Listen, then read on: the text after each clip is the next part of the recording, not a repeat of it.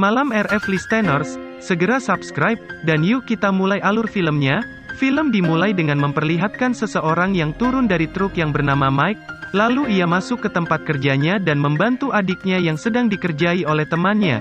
Namun teman kerjanya malah mengatai adiknya. Hal itu membuat Mike menghajar orang tersebut. Alhasil karena kejadian itu ia dan juga adiknya Gurti dipecat dari tempat kerjanya. Gurti ini memiliki sebuah penyakit akibat di medan perang, kemudian ia dibawa ke rumah sakit untuk diobati. Scene berpindah ke tempat para penambang saat mereka bekerja, tiba-tiba saja sebuah ledakan. Hal itu membuat para penambang terjebak di bawah sana. Kemudian beralih ke Mike yang mengetahui bahwa Gurti diberi obat yang salah oleh dokter. Alhasil mereka pun pergi dari rumah sakit. Scene kemudian berpindah ke seseorang bernama Miketuli Yeseng diberikan tugas untuk membawa kepala sumur yang beratnya 30 ton. Lalu ia menghampiri seorang supir truk bernama Gim, namun Gim menolak tawaran itu, namun akhirnya ia menyetujuinya. Scene berpindah ke Mike dan Gurti yang sedang mengisi bensin. Kemudian ia mendapatkan pesan bahwa ada pekerjaan supir es, namun ia mengabaikan tawaran itu. Namun pada akhirnya berubah pikiran dan menerima tawaran pekerjaan tersebut. Di sisi lain Gim juga menjemput saudaranya bernama Tanto di kantor polisi. Akhirnya Mike dan Gurti datang ke tempat pendaftaran itu. Akhirnya mereka semua dites kemampuannya. Namun saat Gurti sedang dites, Gim menyuruh semua orang pulang setelah melihat kemampuan Gurti. Akhirnya mereka semua berangkat dengan muatan yang sangat berat. Sementara itu pekerja di atas dan manajer sedang berusaha berkomunikasi dengan kode Morse.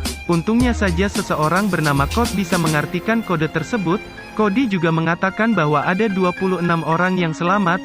Scene berpindah Mike dan timnya yang sedang di perjalanan, namun tiba-tiba mobil Gim mogok, dan akhirnya Mike memutuskan untuk mendereknya sedangkan Gurti memeriksa mesin truk itu. Namun saat memasang dereknya, es di bawah mereka tiba-tiba retak. Alhasil mobil Gim berlahan masuk ke dalam air. Akhirnya mereka semua berusaha menjauh dan akhirnya berhasil meskipun dua truk mereka terguling. Di sisi lain membuat keputusan untuk meninggalkan penambang yang meninggal. Namun Rene dan Cody tidak setuju, begitu juga yang lain. Di sisi lain Mike dan Van curiga bahwa mesin diesel di truk Gim diisi bensin oleh Tanto. Hal itu membuat Tanto tidak terima dan menodongkan senjata ke mereka berdua. Namun beruntungnya Gurti berhasil mengambil senjatanya.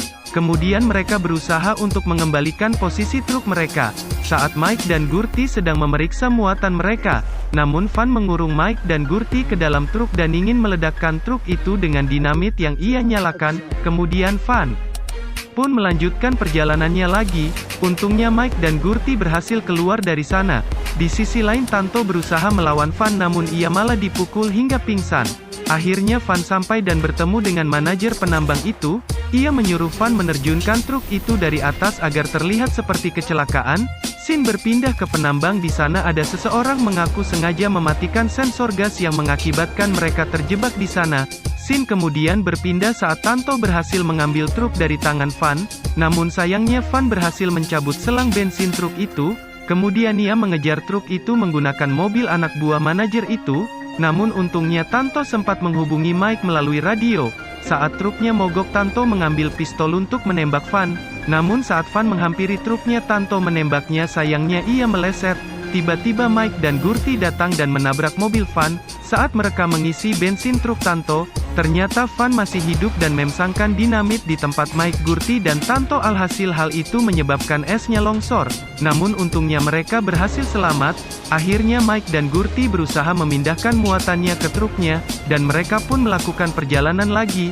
Tidak lama setelah itu Van datang mengejar mereka dan akhirnya Mike mencoba menghentikan Van agar Gurti dan Tanto bisa sampai ke tempat penambang. Di sisi lain di tempat tambang sedang kedatangan Perdana Menteri saat penjaga sedang berkeliling melihat truk Mike. Akhirnya Tanto dan Gurti mendapatkan pengobatan, dan tim penyelamat pun berusaha menolong para penambang dan akhirnya para penambang berhasil diselamatkan, dan film pun berakhir.